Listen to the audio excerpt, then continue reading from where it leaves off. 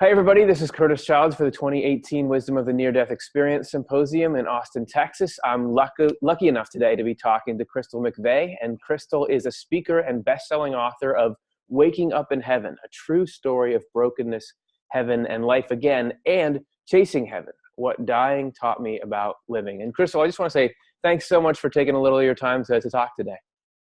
Well, thank you so much for having me. I appreciate you. Yeah, I'm excited to get to go back and forth a little bit and hear some of your story. And I knew these books that you've written describe this pivotal, amazing thing that happened that changed so much for you. Would you just talk for a minute for anyone who's not familiar about the events that led you to write those books? Sure. When I first came back from my experience and I tried to share with people around me, what surprised me the most was the amount of resistance that we felt, even within the church, outside of the church. And so for about a year and a half, I actually quit talking about my experience, except with people just very, very close to me. And then God very clearly reminded me of the last thing that he told me as I was leaving heaven, which was, tell them what you can remember. And excuse me, I fought that.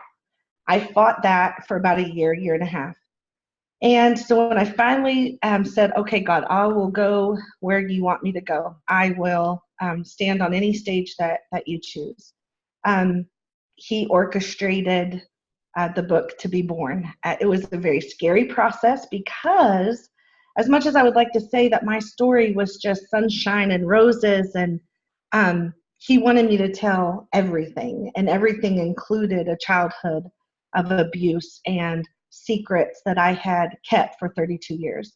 And so, although I knew that God had healed me in the moments that I was with him in heaven, it was a whole nother ballgame to step out and tell the world. And so it was just really honestly through God holding my hand and walking me through it.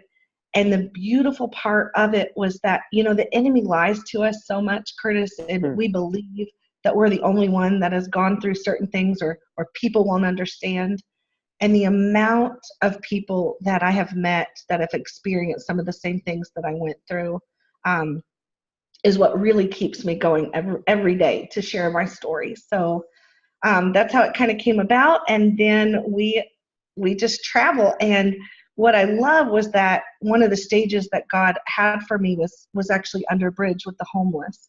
The ministries that he led us into, and just the beauty that you can find God, anywhere.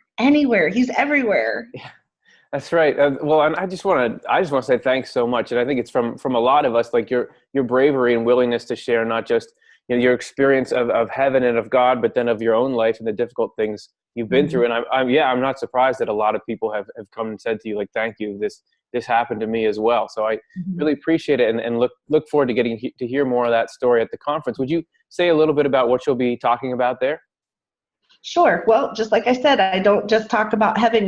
You have to kind of go on the journey with me. And so we start at the beginning, and just because some bad things happened, there was so much good that was intertwined in my life. And I talk a lot about how, looking back, hindsight's always 20/20, right? And so looking back, in my life, I've been baptized 4 times, Curtis. I mean, I wanted God, I wanted Jesus. But at the age of 12, when my life hadn't changed, I just kind of started wondering, well, maybe there is no God. Maybe he doesn't love me. Maybe he's not real. And so I'll talk a lot about that struggle and the doubts. But looking back, my second book, Chasing Heaven, talks a lot about how God was always there. I just didn't recognize him.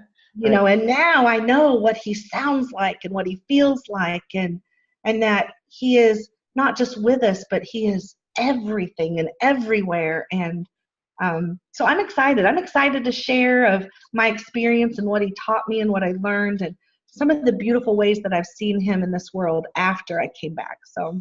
Yeah, well, you got me excited now. I want to. Who wouldn't want to know that kind of stuff? So thank you just for your willingness to pass everything along to everyone.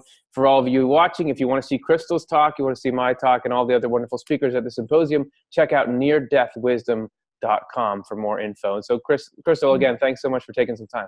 Thank you. I can't wait. It's going to be amazing.